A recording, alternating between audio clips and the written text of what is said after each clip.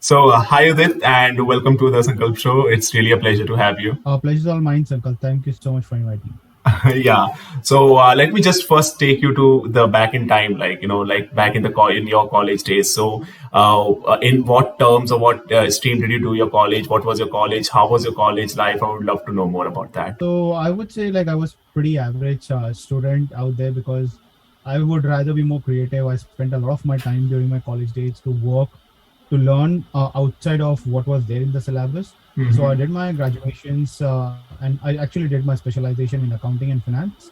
Great. And I did my 11th and 12th in science. So moved from there because I just secured 50% in my 12th because I was already working. I barely would spend time like studying. So that Okay. actually gave me a lot of motivation to sort of get into commerce, get going, do my specialization because one of my dream of becoming an engineer was sort of like shattered. Oh But my God. regardless, Yeah. I still got into development. I still got into designing. I still got into development because again, like those whatever books that the IITians were reading, I was basically reading the same book. It's just that I don't have like that tagged on myself. Absolutely. But I'm glad I took this path that helped me because um, one of the best things that has happened with me during my accounting and finance was I was able to understand finance a lot better, and at the same time I have a tech knowledge, and I think that's really helping me now, and that has helped me throughout my career. Yeah, like as you told that you were working already, like before joining the college and your school days itself. So, like, were you like working more of just because you like to work more and you like to get more of a hands-on experience, or was there any issues that had already happened, like some like it's specifically talking about this time, like people work because they are more interested into something or some other things happen in their life. So, was it your motivation? Ki, okay, let's just get into the real world and let's do some like the real life things. So what exactly was the reason that you were working right before the college itself? During my very early stage, even during my school days, I was very passionate about gaming. And Okay. after my 10th grade, I think I secured about like 80% in my 10th grade. And after that, I got very heavily involved into gaming. And there was this game known as Ragnarok. I was a part of that network. I used to Okay. play Ragnarok heavily. It was a crazy RPG game, and I was very heavily involved. And one thing that really intrigued me was the way designs were done, right, and the way new designs would have been implemented because it was a very developer friendly game. Basically, you can build your own server and you can add new stuff as you want, which was very intriguing for me. And Okay. that helped me to get into designing, and I started learning more about designing. And at the same time, eventually, I got into development at the same time. But while I was doing my designs, I would put up my work, and I was on Orkut back in those days. Like Facebook was still brand new. I think Okay. Twitter didn't even existed, or there weren't like any other platforms. There was no Instagram, nothing. So most likely, majority of the audience, especially the Indian audience, was on Orkut at that point of stage. So what I would do is I would start putting up my work on Orkut. Yeah, so I would spend majority of my time on Orkut and put up all my work out there on Orkut. And eventually, one of my friend he saw my work and he told me that, "Udit, why don't you start freelancing?" I was not looking out for work, and I heard that term for the very first time. Right, as a teenager, the word freelancing. Everyone comes across like those words Yeah, during for the absolutely. first time. Yeah. So just a So little quick check. Like at what time frame we are talking about? Like early 2010 or something, or 2008 or 9 10. Can you give a time frame to that? it was even before that. So I got into gaming when I was in 10th grade. So I was 16, which was we're talking about 2006, Okay, okay, 2006 got it, basically. got it. Yeah. Oh my God, Yeah. that like freelancing 2006. was that old. I mean, I got to know Yeah. about it, right? So 2005, 2006 is when I heard about that term for the very first time from a friend because he was already doing freelancing. He was already a freelance developer at that point of stage. So he told me that, "Udit, why don't you get into freelancing?" And I was like, "Who's gonna pay me, right? And where do I find customers?" He was like, "Don't worry, just keep on posting stuff." And that's when I ended up landing my very first customer who saw some of my work. He was from Israel, and he asked me to design a logo for him, and that was the first $30 that I got. And for me, I was like, oh my god, $30, that's a lot of money. I don't know what Yeah. to do because as a teenager, you don't get like too much of a pocket money, right? Absolutely. So you getting that money right away and you have earned that, right, by working for someone, was very intriguing. So I started my career that way, and that basically like gave me the confidence, that first project that helped me to land my second project and third and so on. Hmm. So it never stopped. So I did not get into the work early because there was some problem. I got Hmm. into it early because it just happened, right? The Hmm. journey just happened and it just kept on happening. So when I started my career as a designer, it came to a point where I was like, no, I want to learn more and I want to do something Hmm. bigger. That's when I started learning how to develop applications, how to build websites. And again, back in those days, WordPress was still like brand new, so there was Hmm. literally no CSS out there. So you were still like coding from scratch, building templates and everything, and building everything from scratch. So I would build that. I would start building up applications and things like those, right? So and it just kept on progressing to like, okay, I want to do next thing, I want to do the next big thing, I want to do the next big thing. So I had never been satisfied in my life, right? And Hmm. that hungerness of that not being satisfied has Hmm. what has helped me to kept on going in my career. Like even today I'm not happy. I'm like constantly like asking myself, what can I do better, how can I improve Yeah. myself, and how can I reach to that next level. And I think that curiosity of mine has Hmm. always kept my passion going, basically. Yeah, the kind of mindset that we are actually talking about, like it's really rare to find in those times. Like whatever you are saying right now, it's called as hustle culture in nowadays, right?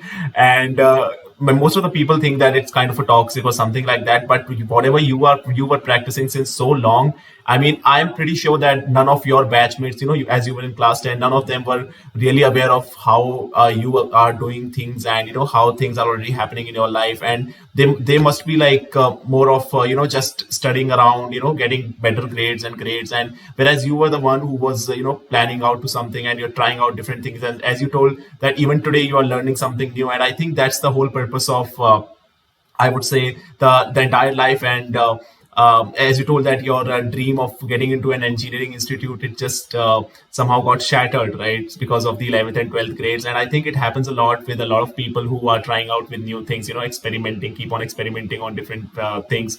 So like when you got into college, like you got into accounting and finance. So did you find that subject interesting? Because by the way, like in 11th and 12th also, did you study for commerce? Like, No, I was in science. I great. forgot to Oh, mention okay, that. okay, okay. Yeah. So like moving from science to finance, it's a crazy shift, and I can But it understand that. So wasn't a crazy shift. okay. But it wasn't a crazy shift for me because I come from a Marwadi background where finance and accounts are very natural to me. I've seen businesses, entrepreneurship around. My dad is running his own business. We call it entrepreneurship today. Back then it was businessman, right? Yeah, yeah, Businesses. yeah. We Absolutely. just call like we have replaced the word business with startup basically to give it a much more fancy name, right? So I've Yeah. seen business around me. So coming from that Marwadi culture, the whole Hmm. concept of sales, marketing, accounts, and finance, right, was Hmm. sort of very natural for me. It came in Hmm. very natural to me. Yeah, but for most of the people, like specifically talking about my own self and people in my batchmates, they are also in people in my network also, they are keep on trying different things. Most of them are engineers, they are good developers, they are good, doing good with their actual studies. But most of the people find it really difficult to get ahead into the stream of finance. And accounting people hire different kind of people in order to get better at it. And along with that, there's a hype about investments, and all those YouTube things that are happening nowadays, that okay, you should start investing early. And the things around stock market and stuff. So most of the people, or most of the students, this 20 to 25 age group, is very much confused. And they do not really have a clarity on what things they should really get started with. Now, being from accounts, like I would love to ask you, like, what is your point of view in order to give some advice on investing for the young people? Like, how should someone get started with investing? Because I know it's a very important factor for in anybody's life. And coming from you, it would be great advice. I think the first thing someone should do is start investing into themselves before investing into anything else, right? Because if you cannot produce ROI for yourself, trust in yourself, right, you Mhm. cannot produce ROI on anything else. So always keep learning. There is the day you stop learning, the day you stop earning. I am a very firm believer of that. So you have to keep learning.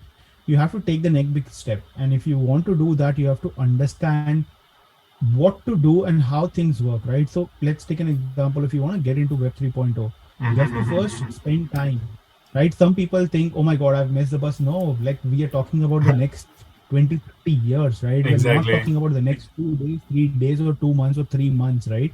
So first learn about it and understand how things work before jumping into it, because sometimes if you get into any sort of FOMO wagon, you will always lose out in your life, right? So understand things. It's okay to take time to understand things, but once you do, it gives you the confidence, right?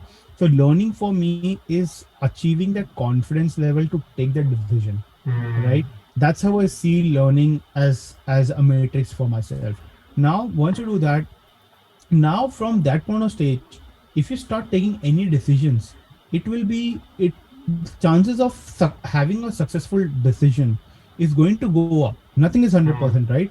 But if you were in doubts earlier, after learning something, your confidence level will go up, and that in return would potentially lead to better success rate for you. So from maybe 20-30% of success rate, if you understand and learn things very well, that success rate could jump up to 70% to 80%, right?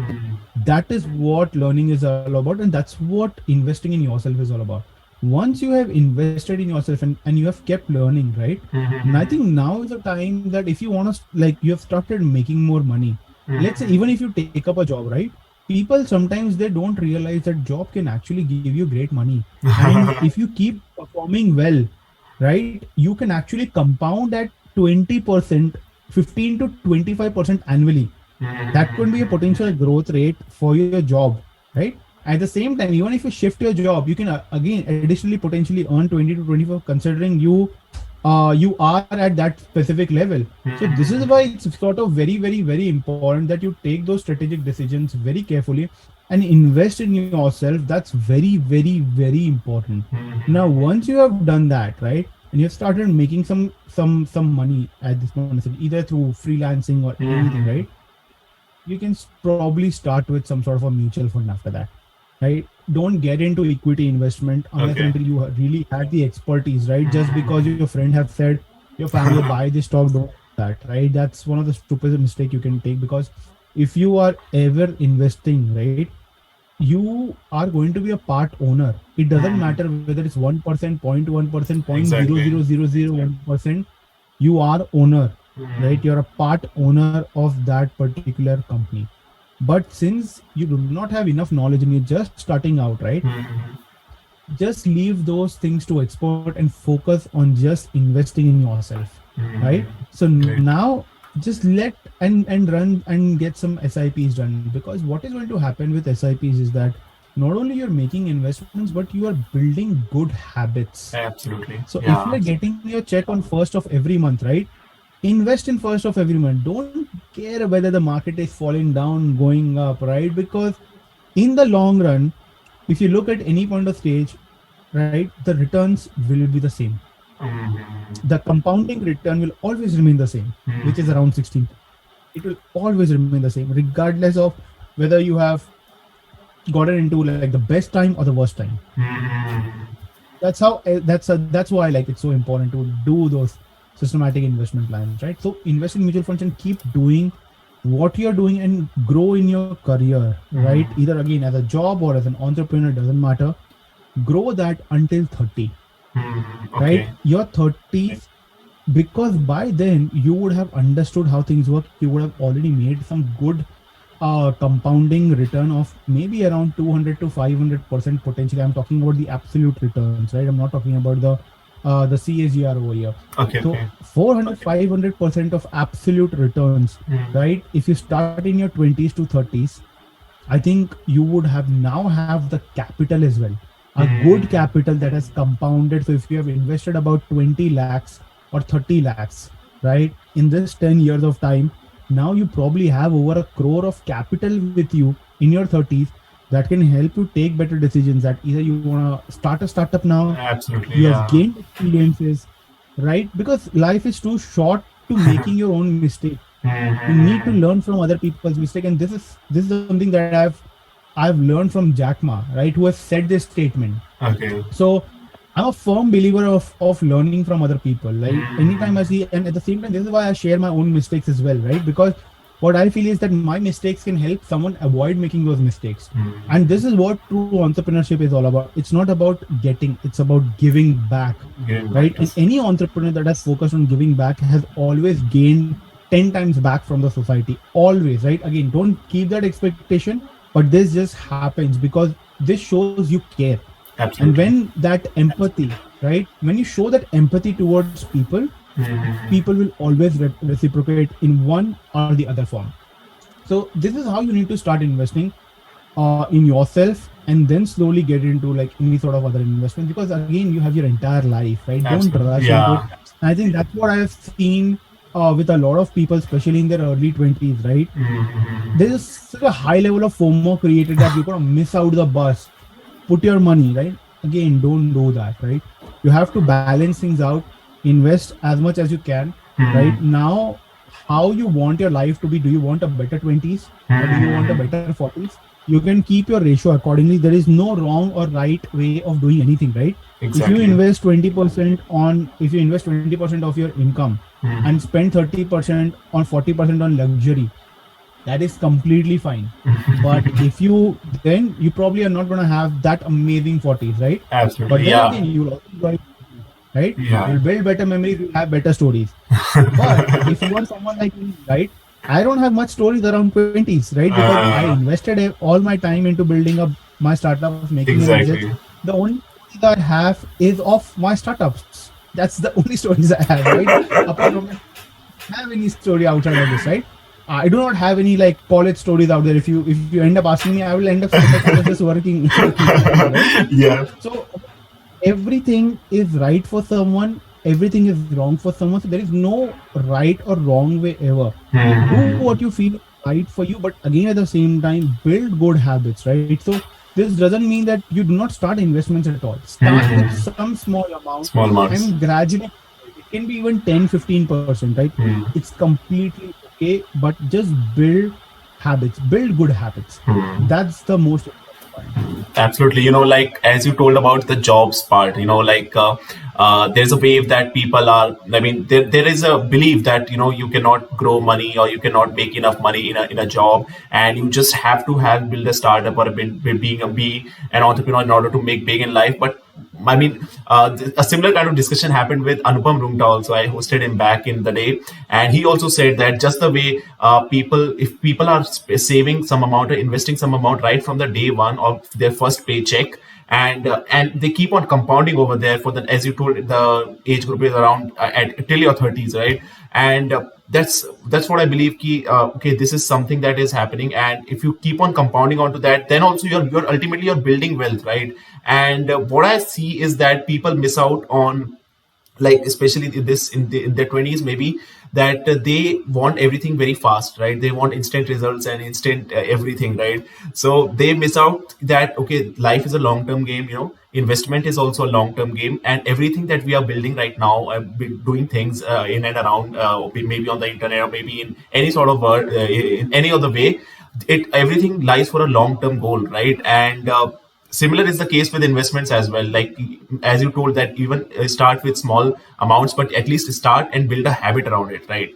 And I won't lie, but last year only I started my investment journey, and it has actually built up a discipline financially. Like it has made me financially disciplined. Okay, like maybe I'll not be disciplined in other activities, but okay, I have started out with some SIPs, and I have made sure that, okay, this is something, if it is going to happen on this particular day, this much amount, then it will happen in the starting of the month, no matter how things are going to go after months, right? So I was just saying about this habit building process that the people need to take care of in order to make it more in a long term game as compared to the short term game. People want instant results and things like that. So like I hope you would agree on to that point, it's it's just like investment also, it's a long term game rather than being a short term game, because short term thing is for the people who are actively involved in the market, or people who do intraday trading kind of thing, right? I think intraday is a full-time job, right? And if you're doing that in your 20s, you're just making a mistake, because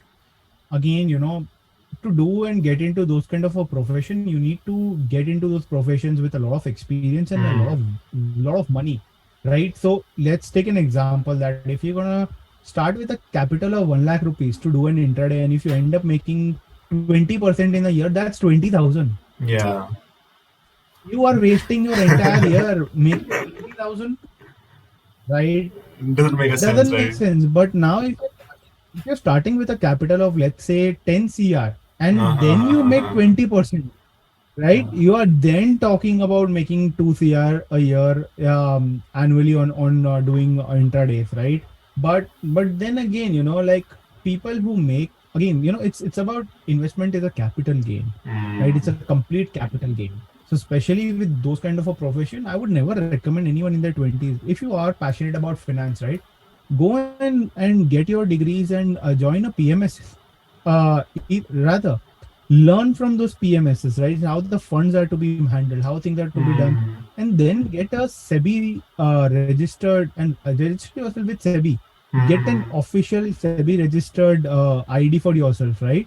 And then sort of build out your career from there, handling finances and everything, because you would have again understood how things work, how everything works, right? Just by watching a couple of videos on YouTube and doing a course is not going to make you crazy money, right? If that would have been the case, these people would have been doing this by themselves and not selling courses, right? Absolutely. There are so many people who are making insane money and they are quiet. They don't talk or brag about it, right? Especially in the stock market, right? The ones that are making noises are the ones who are selling courses. That's it. They are the ones who are making noise. So if someone is really making crores of rupees, they're not going to spend their time on running a course for 10, 15,000 rupees. Are you getting my point? So Absolutely, on man. I Absolutely. understand this is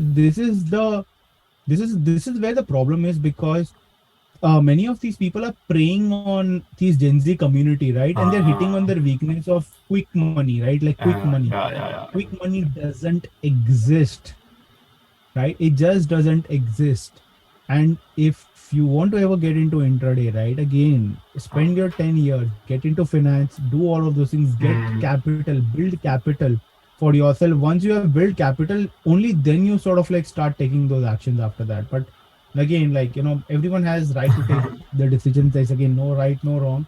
The only thing I think we can share is based on our experiences. Absolutely, and I completely agree to you because even if and as you told that intraday is more about it's also a profession and people do it daily on a regular basis, right? And the people who are actually serious, and they have actually given their time to that profession, right? And as you told, the entire process of getting into intraday should be followed, and people in their 20s just based out of their curiosity in order to make quick money and things like that, it doesn't really work out, right? And you pointed out really well. So like coming from a business family, right?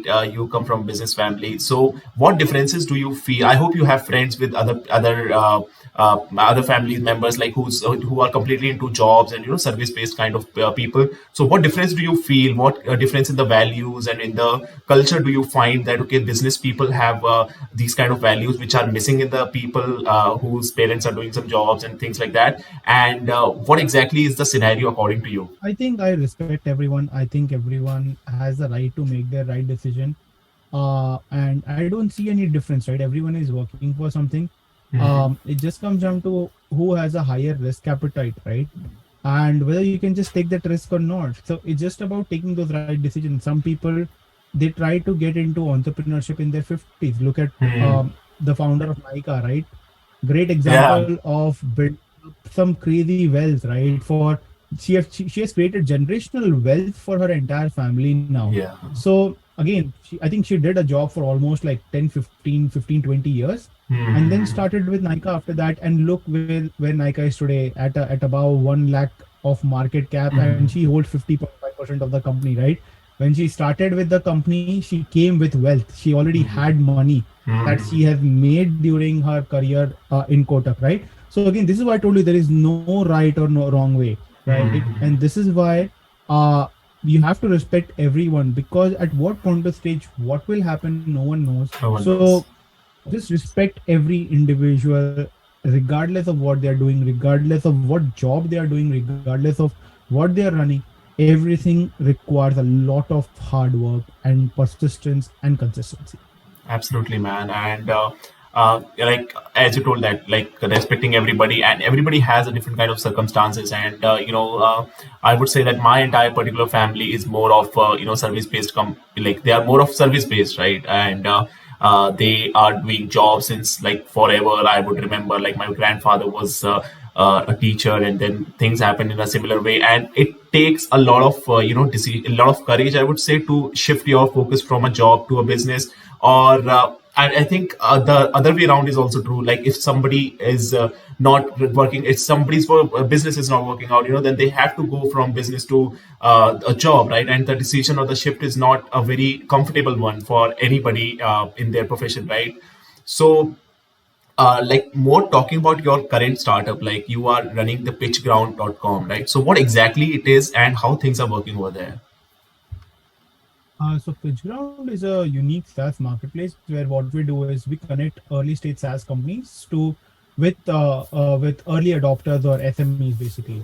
So when my last startup failed, I identified a very big problem in the industry, which was about 92% of the SaaS companies every year fail. That means for every 100 SaaS that comes out, Hmm. 92 fails every year. And this Okay. is a huge loss because not only there is a loss with revenue, there is a job loss, but at the same time, imagine the status of these founders who could be going through some heavy depression and Hmm. losing the faith on themselves that they can possibly run a business ever again, right? And that percentage is huge. And Hmm. that's where when my last startup failed, I identified this problem, that this is the problem that I see in the industry, and this is the problem that I have to solve. So when I started researching about what happened after my startup failed, right? During my research, I ended up landing on this article by Lighter Capital, which is one of the biggest debt fund VC in US, Okay. where they gave this stat that 92% of the SaaS companies fails. And Hmm. that stat blew my mind away. And I'm like, why is no one trying to solve this problem, right? When I started researching further, there was one player, that's it, who was trying to solve, and there was a lot of monopoly in the market. So that's when like we started building up our own things in our own unique way in terms of how we're going to solve the problem.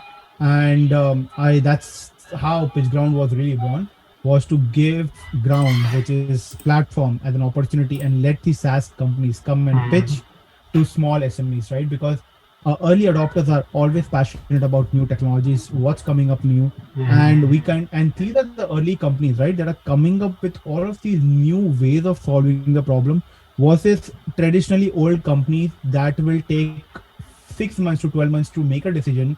These early stage companies listen to the feedback of the customers and implement them in less than a month of time, right? And this is where it's a win-win-win-win scenario for everyone, because the customers end up getting great platforms at a great price point, and the companies end up getting the early adopters to help them further grow from there.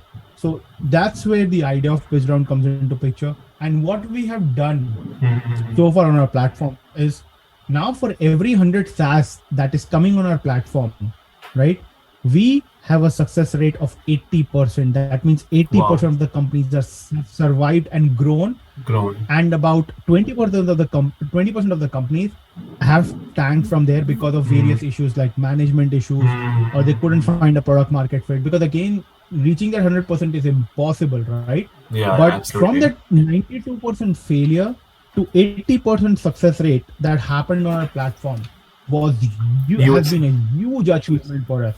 And now Absolutely. we are trying to see how we can take this 80% to 92%, right? Which is flip the side. So instead Absolutely. of 8% succeeding, we want to have 92% succeeding. That is something that we are working on over the course of next 3 to 5 years now. And Great. we are building up the products around it. We are building up the right solutions, networks, and everything around it, which is something that is going to take us another 3 years to start building up on all of things. Because again, we're 100% bootstrap as a company. So with bootstrap, it also comes with with its own challenges, that we have to be very careful about how the money is spent, where the money is spent, how the money is spent. We have to be careful about all of these aspects, right? And then we have to take a much more strategic decisions. But this has helped us to remain ultra focused on our value, our vision, our mission.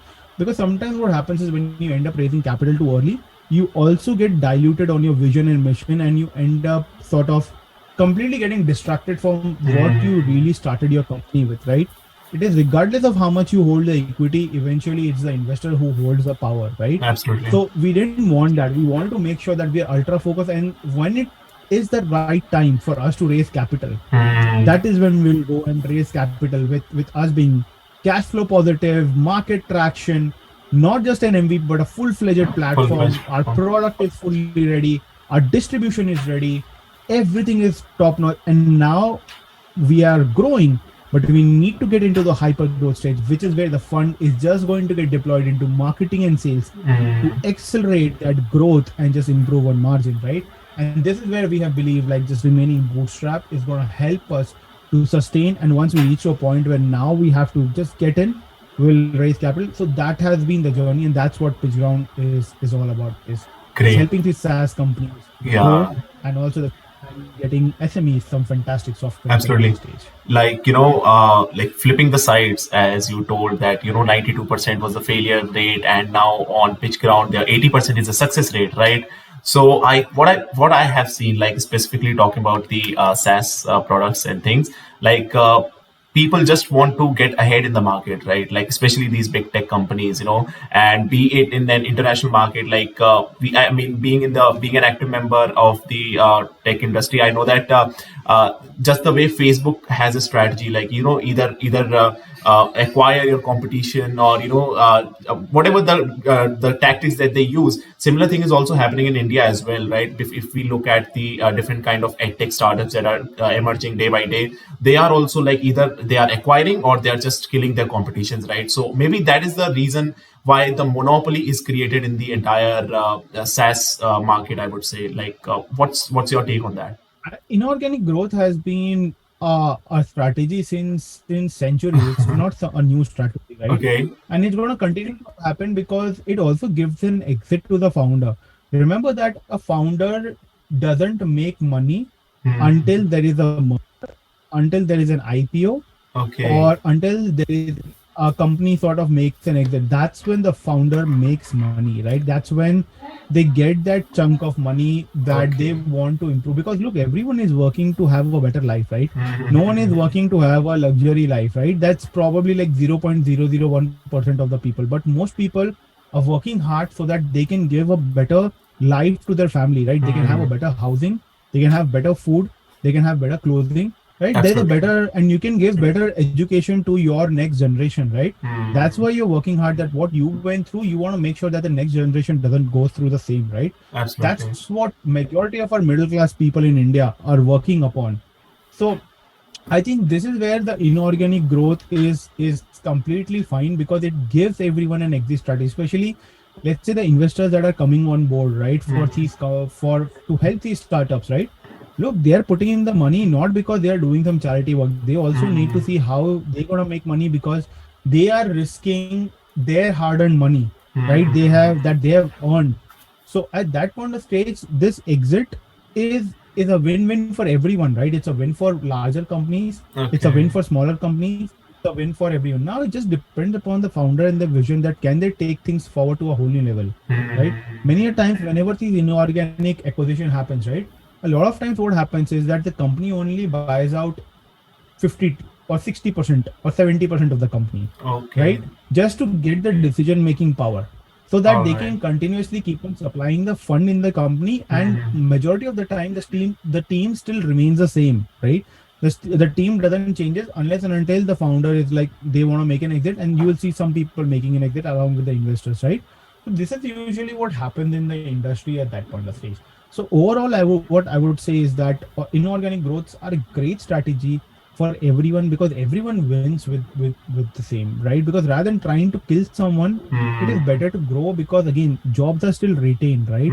There is a fresh new supply of funds that comes in. That also means that there could be a hike in salary for everyone working in the company. So there is a Yeah. lot of optimistic things that happens with an inorganic growth. So that's how the founders really pay themselves out, is like working for that 10, 15 years, right?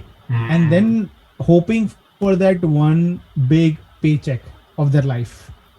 So that's what startup foundation and that's what startups are all about, and that's what entrepreneurship is all about. Yeah, man. Like it's great insights. Like I wasn't aware of all this thing. Sankalp, I'm losing you once again. Yeah. Okay. Am I audible now? Yeah, you're audible now. All right. So yeah, I mean, these are great insights, and these kind of insights can only be known by a person who has done these things, who have what we call it as skin in the game, right? And you told very various things like the big check of the founder, or the founder may only make money when there are IPOs and other things, and it is absolutely true. And like one more thing I would love to ask is that recently you published a video on your Twitter about that PitchGround thing, and I have seen that there are more number of US clients, right? So is it like that you are operating more in the US markets, or is it on a global level? So what exactly is the I would say the target people for the PitchGround? So we are operating at a global level. We have customers from 170 plus countries today, right? But our majority of the market share is in the US and Canada right now, which is the North American market. Because again, that market is very matured market, right? So they understand software, while rest of the market, which are the emerging market that we call, right? Emerging market is still sort of growing up and they're understanding the need for software, right? So then again, this is where like the focus, everyone is always focusing more on that. But this is where I think our attention has been in India quite a lot. So that's why you might have started hearing about PitchGround since early last year or this year, because we are aggressively trying to help out the emerging market, because it's again a completely untapped market right now at the moment.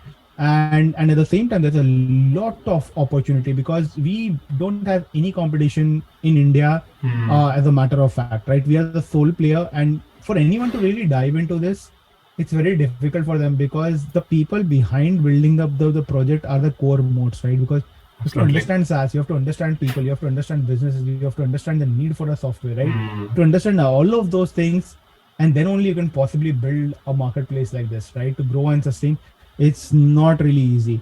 So that's how we have played around, and that has really worked out well for us, and we're going pretty well.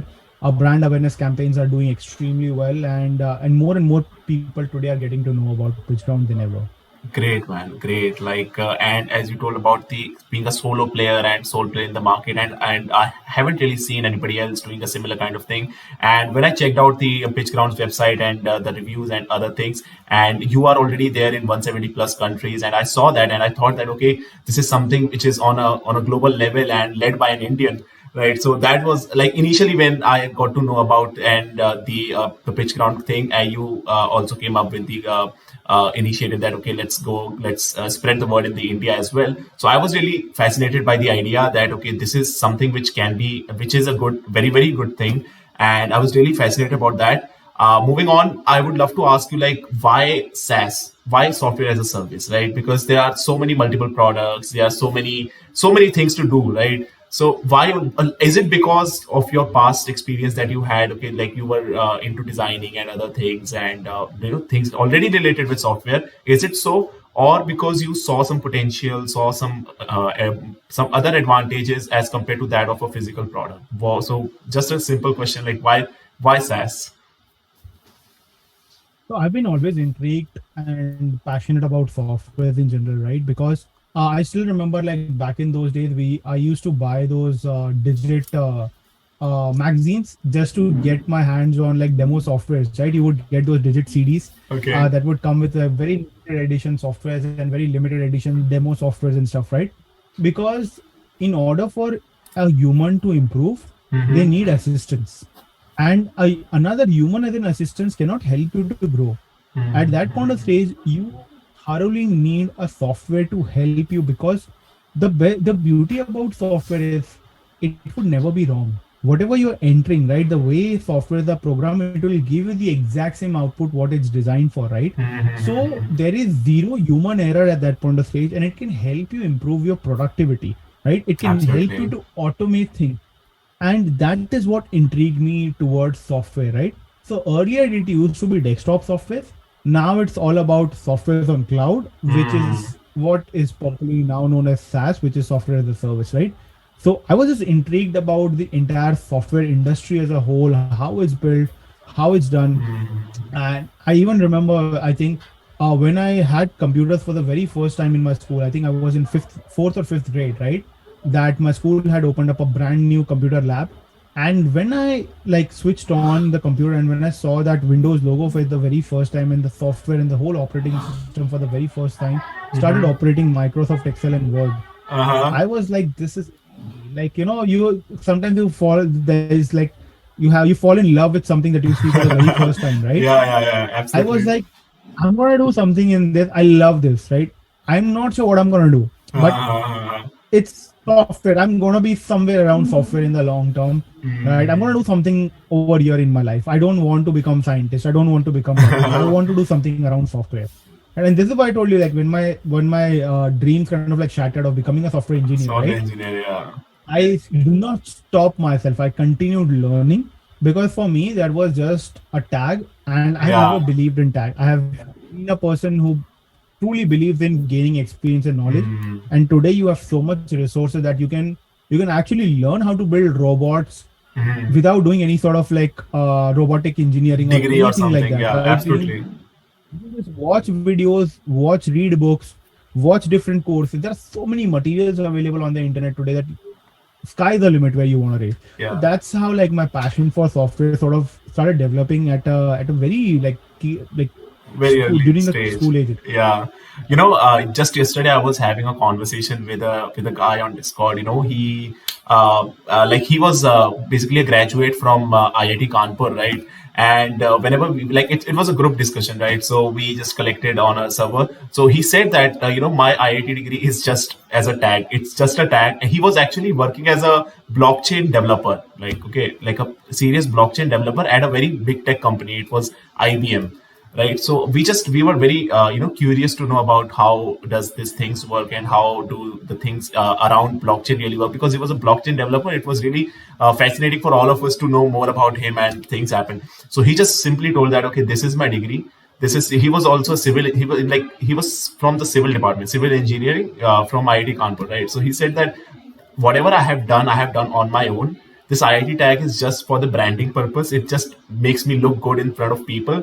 And that's it. That's the whole point of it. There was no point on whatever I have learned. And as a blockchain developer, he has learned through various courses, various reading books, getting mentorship, and a lot of other things related to that domain. So he just gave one advice. He gave that no matter in whichever college or you are, whichever field, whether or not you're in college or not, so you can just go ahead with whatever you have right now.